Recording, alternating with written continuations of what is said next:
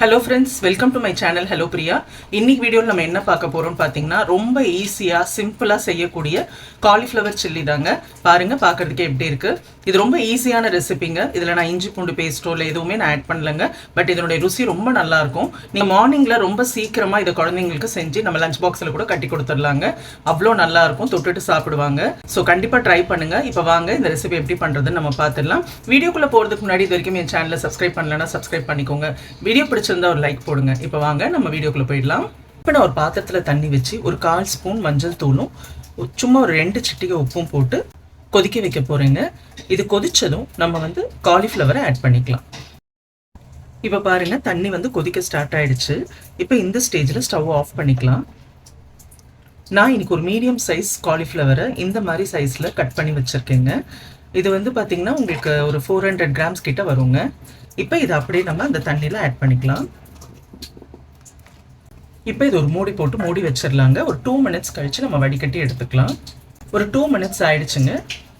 இப்போ இதை ஃபுல்லாக அப்படியே ட்ரெயின் பண்ணி நம்ம இன்னொரு பாத்திரத்துக்கு மாற்றிக்கலாம். இப்போ காலிஃப்ளவரை தண்ணியிலேருந்து ஃபுல்லாக வடித்து எடுத்தாச்சுங்க. ஒரு பிளேட்டில் வச்சுருக்கேன். இப்போ நம்ம தேவையான மசாலா ஐட்டங்கள் எல்லாத்தையும் சேர்த்துக்கலாம். 1 spoon chilli powder, garam masala ஒரு 1/2 ஸ்பூன், மிளகுத்தூள் ஒரு 1/4 ஸ்பூன். காலிஃப்ளவர் வேகும் போது கொஞ்சம் சால்ட் போட்டிருக்கோங்க, அதனால இப்போ கொஞ்சம் கம்மியாக போட்டுக்கலாம். 2 ஸ்பூன் கார்ன்ஃப்ளவர், 1 ஸ்பூன் அரிசி மாவு, கடலை மாவு 1/2 ஸ்பூன்,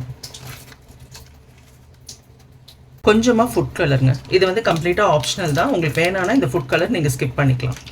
ஒரு 2 ஸ்பூன் அளவுக்கு தண்ணியை இது மாதிரி மேலே தொளிச்சு விட்டுக்கோங்க. ரொம்ப ஊற்றிடக்கூடாது. தொளிச்சுட்டு இது மாதிரி கையிலேயே நீங்கள் பெரட்டி விடலாம்.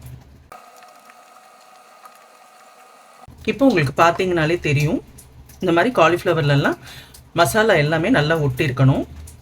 எல்லா காலிஃப்ளவர்லேயும் இது மாதிரி ஒட்டுற அளவுக்கு நல்லா பெரட்டி விட்டுக்கோங்க. இப்போ இது ஊறணுன்ற அவசியம் இல்லைங்க, நம்ம அப்படியே ஃப்ரை பண்ணிக்கலாம்.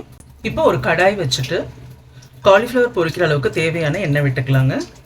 எண்ணெய் ரொம்ப சூடாகிடக்கூடாதுங்க, மீடியமாக தான் சூடாகணும், இல்லைன்னா போட்டதும் கரிஞ்சிரும். இப்போ நம்ம ஒவ்வொரு காலிஃப்ளவராக போட்டுக்கலாம். காலிஃப்ளவர் வேகும் போதே கொஞ்சமாக கருவேப்பிலை இது மாதிரி போட்டோன்னா நல்லா வாசமாக இருக்குங்க. ஒரு பக்கம் ஃப்ரை ஆனதும் நம்ம பெரட்டி விட்டுக்கலாம். நம்ம இன்னைக்கு இஞ்சி பூண்டு பேஸ்ட் எதுவுமே இதில் சேர்க்கலைங்க. ஆனாலும் இது சுவை அவ்வளோ சூப்பராக இருக்கும்.